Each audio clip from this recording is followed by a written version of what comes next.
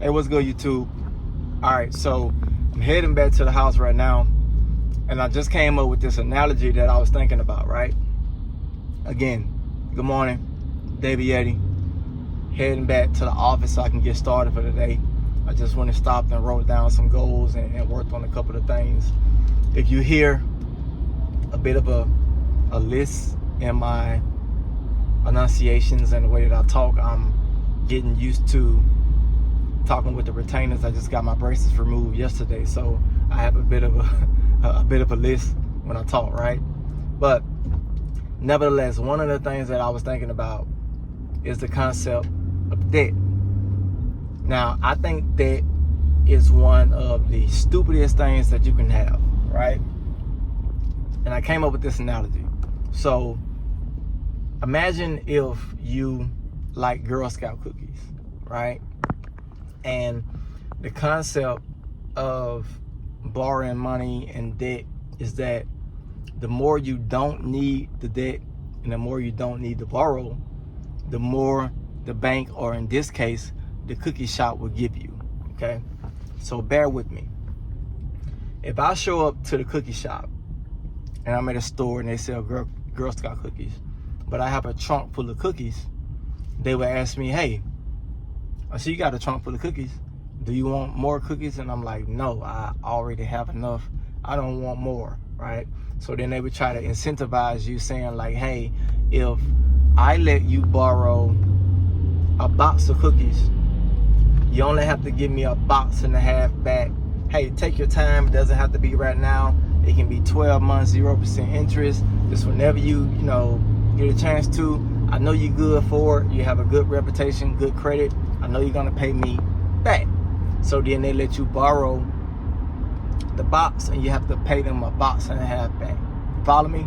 All right. So since you don't need the cookies, you don't have to borrow it. It's always there, line of credit, if you need it, but you don't need to borrow it, right? All right. Now, vice versa. Say if I wanted to start selling cookies. I want to open up a cookie store myself, and I don't have the money to buy the boxes. If I have a good reputation, good credit, aka I can then go to the cookie warehouse and they can loan me, give me 5 boxes of cookies. Okay? When I sell these cookies, I would then have enough to buy 7.5 boxes. You follow me? Okay. So when I sell out the 5 cookies, assuming that I'm in the right location, people know about me, marketing, all that type stuff, and the prices are right, I'll end up having enough to buy 7.5 boxes. Now, I have to pay back the cookie warehouse their 5 boxes, and they leave me 2.5 boxes. Okay? So I'm doing pretty good. I sell out, I pay them their 5 back, I have 2.5 left. I'm like, okay. So now when I go back to the cookie warehouse, in theory, I only have to buy or borrow 2.5 boxes so I can have another 5 boxes. Now, I will need to sell out again, and now I have enough for 7.5 boxes. You follow me? Okay? So since I sold out the first shipment, I had 2.5 left, I only have to go borrow 2.5 boxes, which makes me have 5 boxes again. I sell those, and now I'm back up to the 7.5. Now, since I only had to borrow 2.5 boxes, when I go to pay back the cookie warehouse, I only have to give them 2.5. So now I have 5. I started out with 0. I borrowed a couple times, sold out, and I was able to pay the warehouse back. Okay? Now, in theory, I don't have to borrow again. I have 5 boxes. Once I sell these 5 boxes, I'm up 7.5. I have 2.5 left over. I sell another 5, 7.5. So then it begins to build. So I went from, a loud truck right here. I went from 0 boxes And now I have 10 boxes, all by borrowing, selling, paying back, borrowing, selling, paying back. Okay? Here's what debt comes in at. What gets people in trouble is that we speculate a lot. So we don't have all of the information, or we don't have the experience, or we don't have mentors to help us make great business decisions. So what happened is, what if I would have went and borrowed the 5 boxes, but I set up in the wrong location and I couldn't sell out, right? Well, what if no customers bought? Or whatever the case may be. I didn't sell out the boxes, so I don't have enough to pay back the cookie warehouse, aka the bank.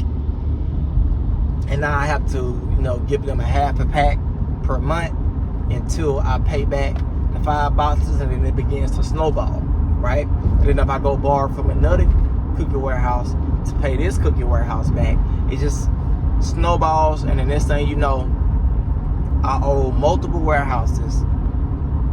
My customers are not buying, or they're buying slow. I'm in the wrong location. I have to make all of these decisions. And what happens is, what if the third warehouse hear about the first 2 warehouses, me not paying them back?